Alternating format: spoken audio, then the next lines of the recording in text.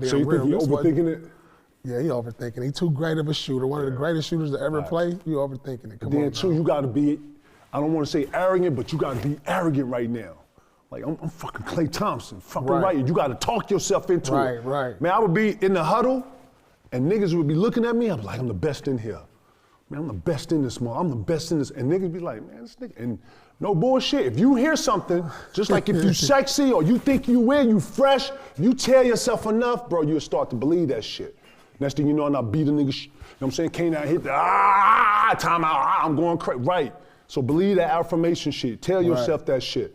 You tell yourself that shit, you look yourself in the mirror, you'll start to believe that shit. Straight up. Right. Straight up. What are some things that helped you get out of shooting slumps, and what kind of advice would you give Klay Thompson right now?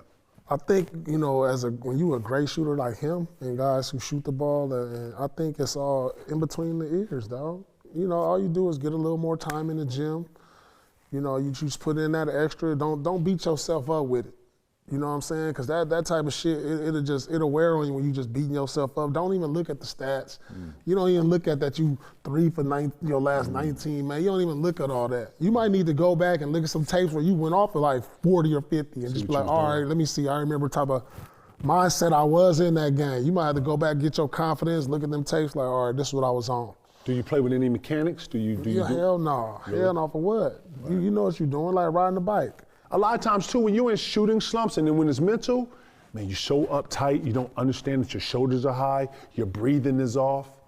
Man, when I watch fighters fight and throw a punch, it reminds me of shooters because the breathing parts and some of the small things that you don't ever hear about that goes into shooting be off. I think he overthinking it. Just don't even think about it. Just like it's next game. I'm always was like next shot, next game.